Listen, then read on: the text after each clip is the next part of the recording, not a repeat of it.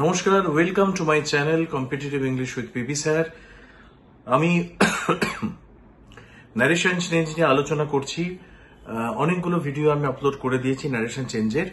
আজকে এই ভিডিওটা তাদের জন্য যারা আগের ভিডিওগুলো দেখেছো এবং যারা কম্পিটিটিভ এক্সামিনেশনে বসতে চাও, বা যারা মাধ্যমিক পরীক্ষা দিচ্ছ, এইচএস পরীক্ষা দিচ্ছ, বা যে কোনো পরীক্ষায় বসছো যেখানে ইংলিশ একটা খুব ইম্পর্টেন্ট পার্ট। আজকে ন্যারেশন চেঞ্জের এই ভিডিওতে আমি দুটো জিনিস নিয়ে আলোচনা করব, যেটা এখনো পর্যন্ত হয়নি। সেটা হচ্ছে লেট থাকলে তার ব্যবহার, তার ইনডাইরেক্ট সেন্টেন্সকে আমরা কিভাবে করব, যে যদি কোনো ডাইরেক্ট সেন্টেন্সের মধ্যে লেট দিয়ে শুরু হয়, আর করব অপটেটিভ সেন্টেন্স। ফার্স্ট, লেট দিয়ে যদি কোনো সেন্টেন্স শুরু হয়, আমরা আইদার সেটাকে প্রপোজাল অথবা প্রেয়ার, প্রার্থনা বা প্রস্তাব, এই বলে আমরা সেটাকে নেব। যেমন ধরো, যদি এরকম থাকে, he said let us go home, সে আমাকে বলল চলো আমরা বাড়ি যাই। এটা একটা প্রপোজাল। আমাকে সেন্টেন্সটা শুনে বুঝতে হবে যে এটা একটা প্রেয়ার, প্রার্থনা, না একটা প্রপোজাল। জেনারেলি প্রপোজাল, প্রপোজ, এই কথাগুলো আমরা লেট থাকলে ব্যবহার করব। ঠিক আছে, স্ক্রিনে দেখো, he said let us go home, এটা প্রপোজালের দিকটা আমি বলছি। তাহলে he proposed that they should go home, তাহলে এক্সট্রা কি আসছে? শুড। তার মানে যখনই কোনো লেট দিয়ে ডাইরেক্ট সেন্টেন্স থাকবে, আমরা যখন সেটাকে ইনডাইরেক্ট স্পিচে কনভার্ট করব, আমরা যদি প্রপোজাল হয় তাহলে লিখব প্রপোজড এবং একটা শুড আসবে। ওকে, তাহলে he propose that they should go home. Next, she said let us have some fun, বা let us have some fun, চলো আমরা একটু আনন্দ ফুর্তি করি। তাহলে she propose that they should have some fun. আশা করছি পরিষ্কার। Next, he said let us go home for a walk, sorry let us go for a walk, চলো আমরা একটু হাঁটতে বেরোই। He suggested that they should go for a walk. Suggested বদলে proposed বলতে পারো, প্রপোজড এর বদলে তুমি সাজেস্টেড বলতে পারো, একই মানে। যেখানে প্রপোজ বসানো যায় সেখানেই বলা যায় সাজেস্টেড। তাহলে he propose that they should go for a walk, বা he suggested that they should go for a walk. এই গেল প্রপোজাল নিয়ে যদি প্রশ্ন আসে, যদি যে লেট গুলো আমি প্রপোজ বা সাজেস্টেড বসাতে পারি তার কিছু এক্সাম্পল। এবার দেখো, প্রেয়ার, আমি প্রেজ কথাটা বলতে পারি কখন? ধরো, she said let me come in. She said, সে বললো আমি কি আসবো?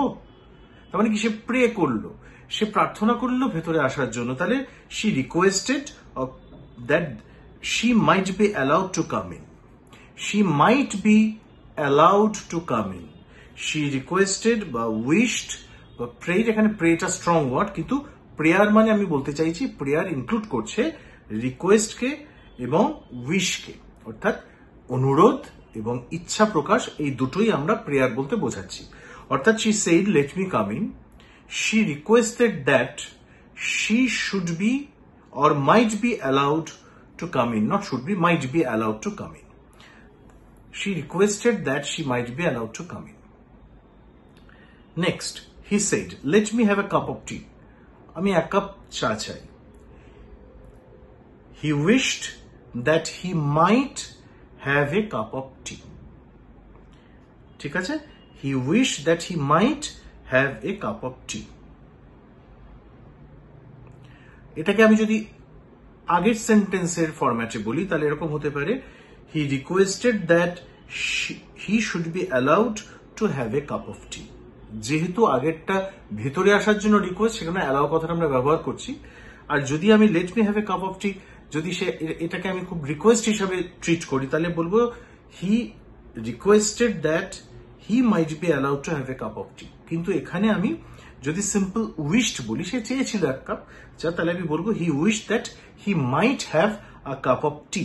দুভাবেই আমরা বলতে পারি, আমরা অবস্থা বুঝে ডিসিশন নেব যে আমরা কোনটা ব্যবহার করব।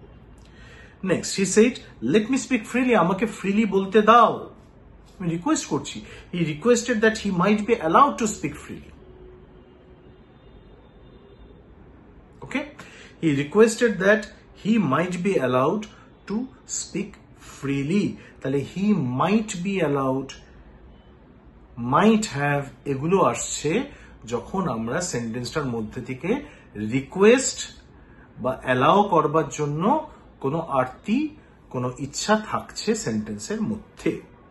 ওকে, এই দুটো টাইপ আমরা আমি পড়ালাম যেটার মধ্যে লেট আছে। তাহলে লেট দিয়ে যখন কোনো বাক্য শুরু হয়, আইদার সেটা আমরা প্রপোজড বা সাজেস্টেড করব, অথবা requested that he might be allowed করব, বা সিম্পল উড দিয়ে আমরা সেন্টেন্সটাকে ট্রান্সফর্ম করব ইনডাইরেক্ট সেন্টেন্সে। আশা করছি তোমরা মোটামুটি বুঝতে পেরেছো এই যে 6খানা সেন্টেন্সের আমি এক্সাম্পল দিলাম যে লেট দিয়ে কিভাবে আমরা চেঞ্জ করতে পারি। এরপর যেটা আমরা দেখব, এবার আমরা দেখব আরেক ধরনের ন্যারেশন চেঞ্জ, সেটা হচ্ছে ডিজায়ার বা ইচ্ছা বা অপটেটিভ সেন্টেন্স। কি ধরনের? এক্সাম্পল দিলেই বুঝতে পারবে। He said to you, may God bless you. সে তোমাকে বললো যে ঈশ্বর তোমার মঙ্গল করুন। তাহলে সে তার ঈশ্বরের কাছে প্রেয়ার করলো আমার মঙ্গলের জন্য, এটা এখানে অপটেটিভ সেন্টেন্স বা ডিজায়ার বলে। তাহলে he prayed that God might bless you, যেতে মে আছে, might bless you. Next, they said long live our leader. সে বললো আমার লিডার যেন অনেকদিন বাঁচে, দীর্ঘজীবী হোক লিডার। তাহলে he wish that their leader might live long. খেয়াল করে দেখো, যখনই আমরা ডিজায়ার আসছে সেখানে মাইট কথাটা ব্যবহার করছি, কিন্তু আমরা যখন এর আগে লেট দিয়ে ব্যবহার করছিলাম প্রপোজালের ক্ষেত্রে আমরা শুড ব্যবহার করেছি। ওকে, এটা একটু ডিফারেন্সটা খেয়াল রাখবে।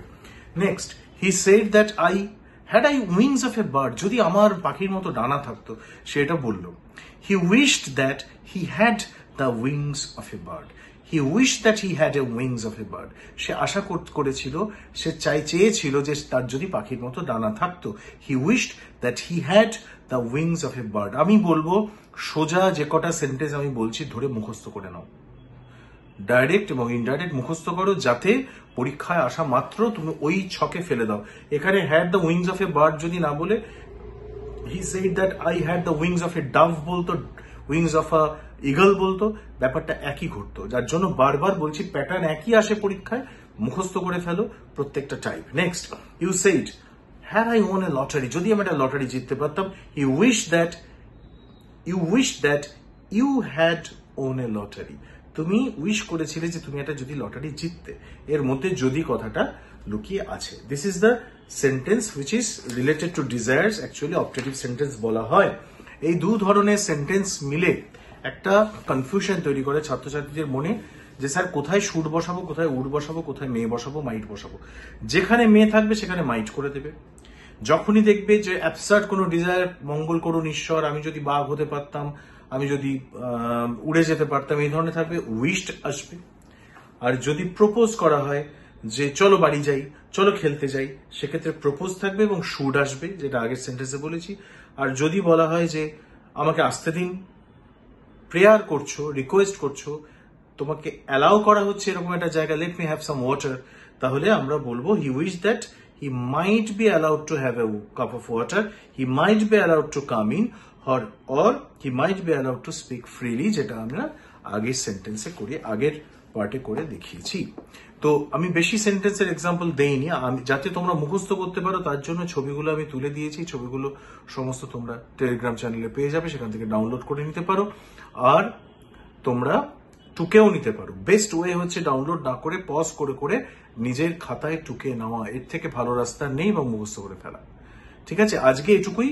আজকে শুধু লেট এবং ডিজায়ার বা অপটেটিভ সেন্টেন্স দিয়ে শেখালাম। নেক্সট দিন আমরা শেখাবো এক্সক্লামেটরি সেন্টেন্সকে কনভার্ট কি করে করতে হয়, অর্থাৎ আবেগ মূলক যে বাক্য, সেই বাক্যগুলোকে যার মধ্যে আবেগ রয়েছে, প্যাশন রয়েছে, সেগুলোকে আমরা কি করে চেঞ্জ করব মোটামুটি। তাহলে আমাদের যে ন্যারেশন চেঞ্জের যে সবকটা নিয়ম কভার হয়ে যাবে। নেক্সট ভিডিও অব্দি ওয়েট করো ন্যারেশন চেঞ্জের সবকটা নিয়ম শেখার জন্য। যা যা শেখাচ্ছি সবকিছু যদি শেখো, তাহলে আমার ধারণা ন্যারেশন চেঞ্জ নিয়ে কোনোদিন কোনো প্রশ্ন আর থাকবে না। বারবার করে দেখো, বারবার করে শেখো, শেয়ার করো। আর যদি ভালো লাগে লাইক করো, কমেন্ট করো। আমি তোমাদের সঙ্গে আছি, তোমাদের পিবি স্যার। সাহায্য করবার জন্য। Thank you for staying with me today.